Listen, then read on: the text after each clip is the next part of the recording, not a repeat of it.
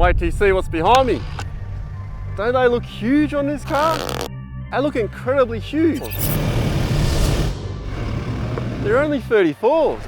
Is this the best four-wheel drive ever to modify? We found the Prado quite easy, eh? How could it be the best, yet somewhat restrictive? I can maybe put 2 swags up there. That's it. Roof load is done. Did I make the right choice with the wrap? Stealth the whole car. And did Mad Ink make the right changes? We've decided to go with a gloss black. You look nervous. Oh, yeah. Holy shit. Have you also noticed Ronny's got alloy wheels? Why? The question is, will the 34-inch tyres scrub on the Prado? Haven't got a bull bar, haven't done a lift yet. I really wanted to know how it would go before any of that, because I think a lot of people would appreciate that. We went from the stock, how will it handle bigger tyres, which was 32.7, then to 275/70 R18s, 33.2 Max's razors. Very familiar with these tyres. They got a nice amount of tread block. Those tyres I mainly wanted to use for the towing test. And now they're off. And then now, the Muddy's 34-inch. With tyre wheel combo, well, it's a combo. So it's not all about the tyres.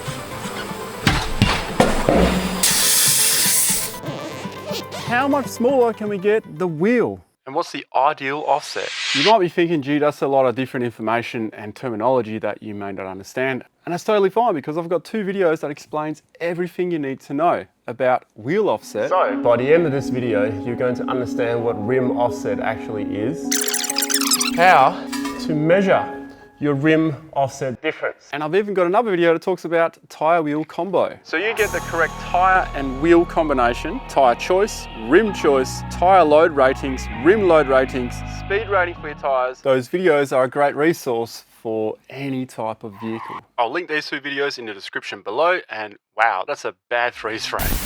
The wheel offset that I've chosen is a Plus 40 offset, 9 inches wide, and it's a 17-inch. I know that works. There are more than just one reason to change from that to that. Most people change just for one reason, looks. For me, that's just 1/4 of my reasons. And the main reason is being forced to do so.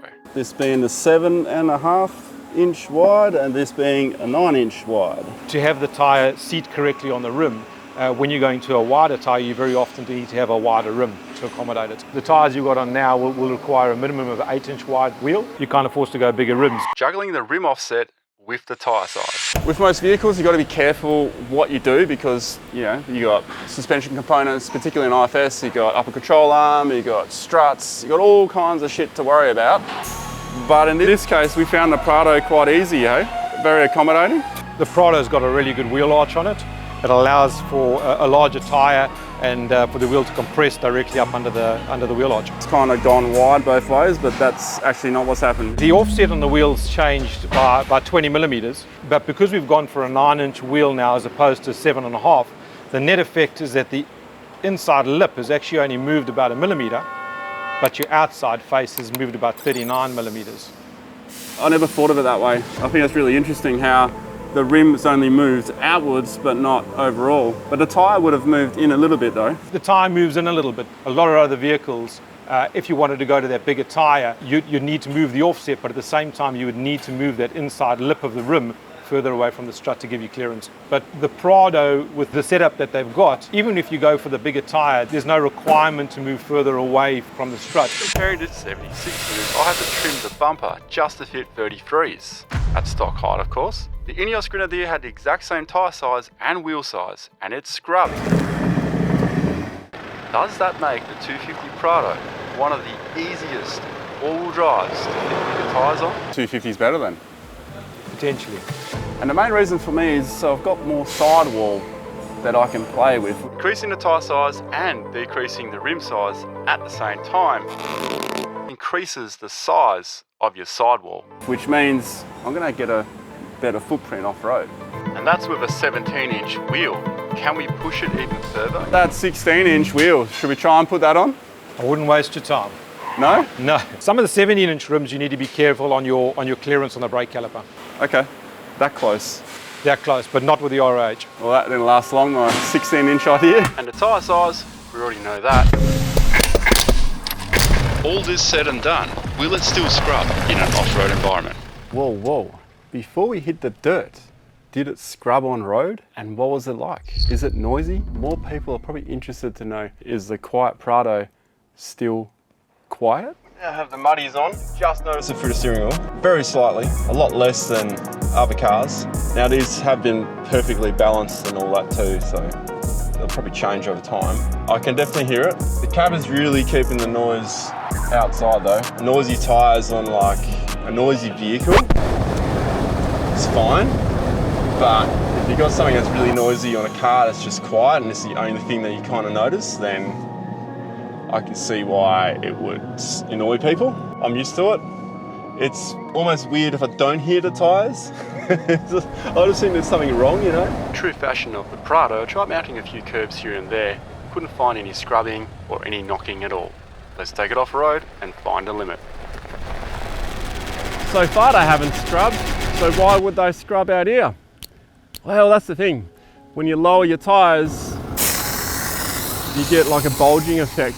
Drive over stumps or into holes, full lock perhaps somewhere. Clearance is absolute minimal. We're talking a couple of mil. That squishiness might make a contact. And that's exactly what we're about to find out. Hopefully it doesn't though. 22 PSI in the front, 24 in the back. I think it's fairly weighted. We'll find out. Lots of things to find out, like how to roll this up properly. Oh, caps. Finally, we get to see if they're going to scrub.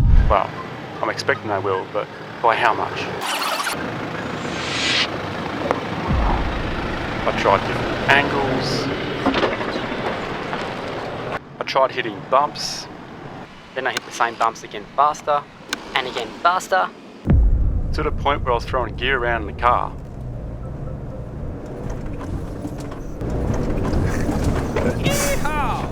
It is not bottoming out. But then I had an idea. Let's put it on a real acute angle with max compression and full lock. Get to use the sway bar disconnect and the diff locker. How is that even possible? It has not touched anywhere. That's maximum flex. Tyres down. Didn't expect that. So anyone who has a stock 250 Prado, you can fit 305s, 70 R17s, that's the rim size, without any dramas. That is so cool. Apart from the spare on the back.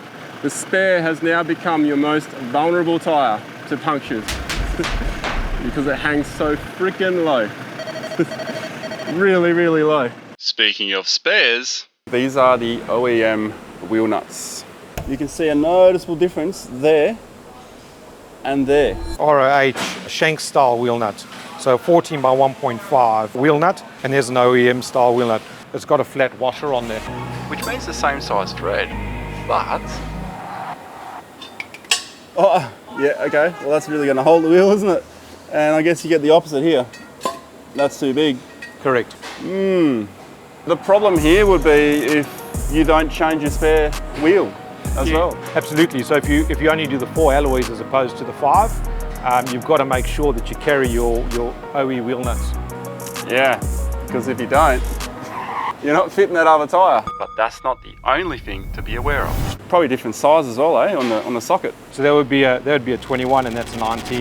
Yeah. Oh, I've got to change the socket. Apart from realising my wheel brace will no longer suit my needs, something else has triggered a thought in my head.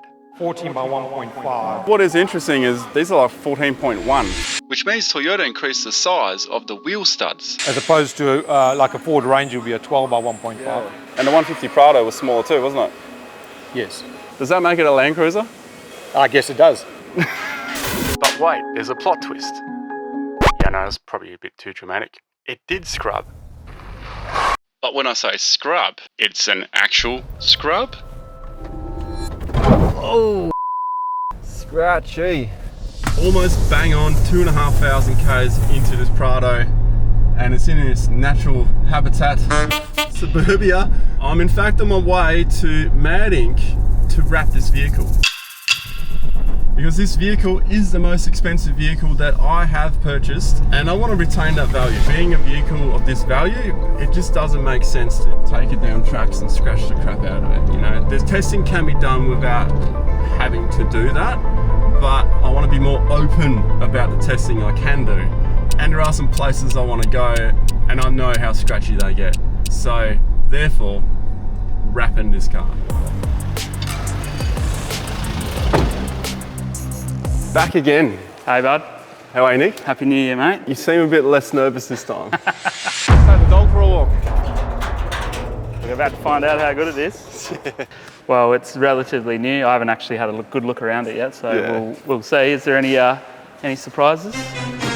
Look, the dirt underneath, it's hard to gauge, it's hard to clean this car, Yep. but it should be less than a 70. Yeah, the 70 is pretty bad. Yeah. But I can see a bent side step, mate. Yeah. What's the go? I was climbing a hill and rock rolled back. What happened? Scary. It's actually one of the reasons why I just thought straight away, that's a rock under the car. What about all the other stuff? Yeah. And then we went out the other day, as you know, with James. Didn't know that this is what was going to be happening today, so that's... And the amount of stuff we went through there.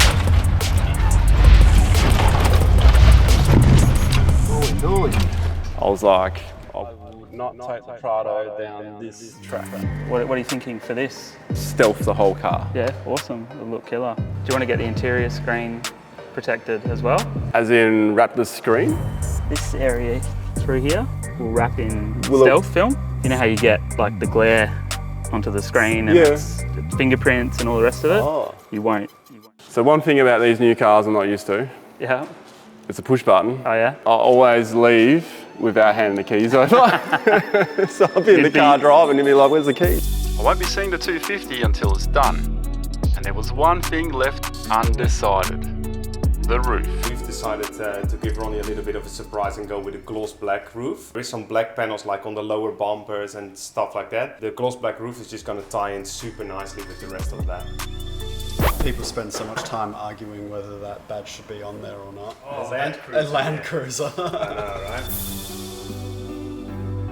See how like as you get in, you clip your foot on here, so we'll wrap through here to protect the door seal.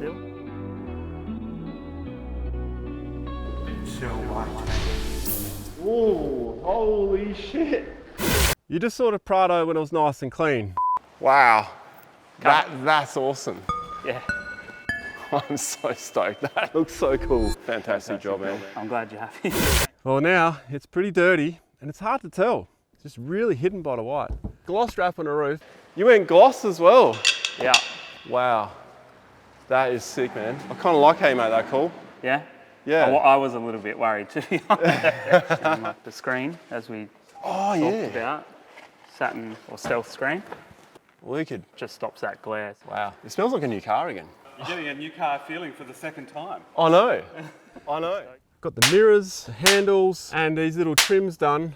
So the whole car is essentially protected, apart from these plastics. See how much the plastics are scratched? But at least the paint is protected. If you're wondering why these parts of the vehicle are not wrapped, it's because they're too porous. If something's really porous, then you end up with like little air bubbles and stuff in, so you just can't wrap this kind of stuff. It's just the confidence. The track we did today, actually. Oh!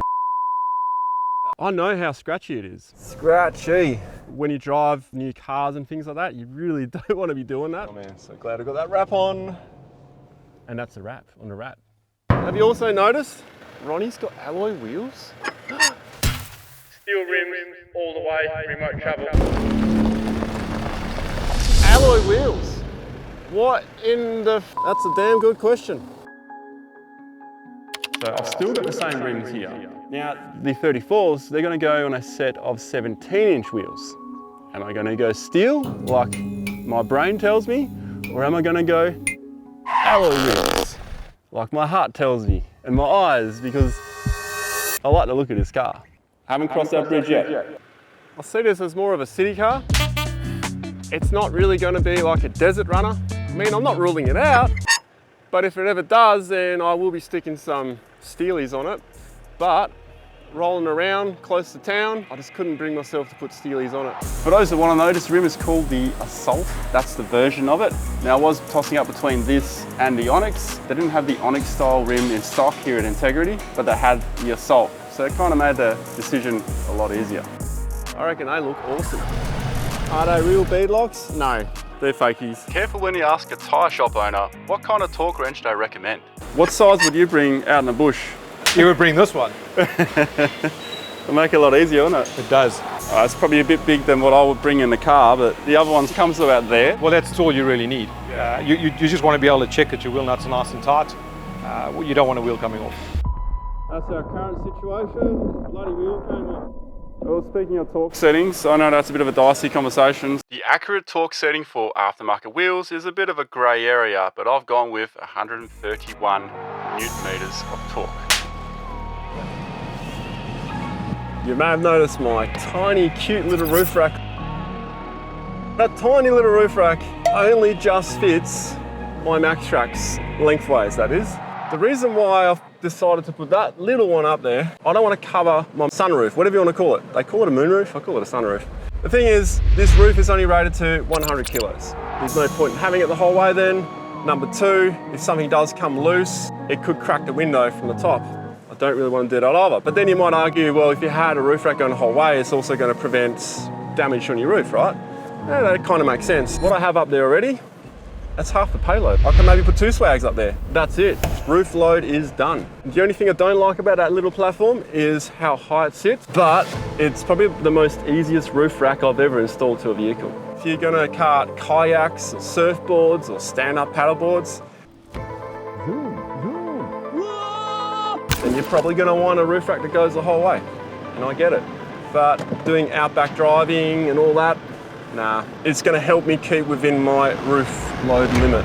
It's a bit of a shame for the 250 Prado and the 300 series. Like the 200 series, I think you can put 120 on there. Like that extra 20 kilos makes a massive difference. It's a jerry can of fuel. This rack is a temporary solution until I find one that actually sits in the gutter that does not go the whole way. Happy for suggestions, but for now, this will do.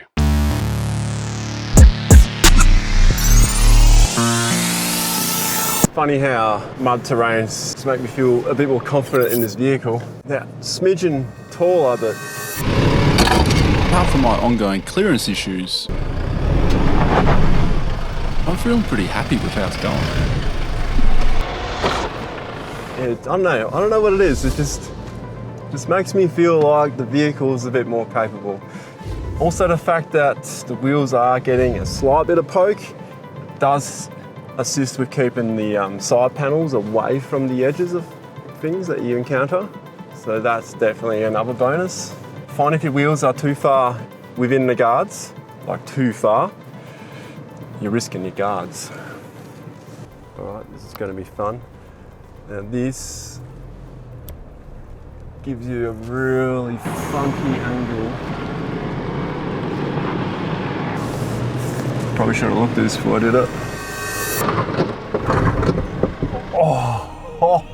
Oh shit, man. That's the side step. I just saw Chris's face. Is it still there? Is the side step still there? I can't even see it. Oh, it's right up again. Oh, no. This is becoming pretty normal, isn't it? Oh, good as new. Side steps. Yeah. Of copping beatings every time I take it off road. 3 weeks from now, the bull bar, some rock sliders and some bash plates. And then around the same time, we're gonna lift it. And then I'm gonna feel a lot more comfortable. It's still really low to the ground.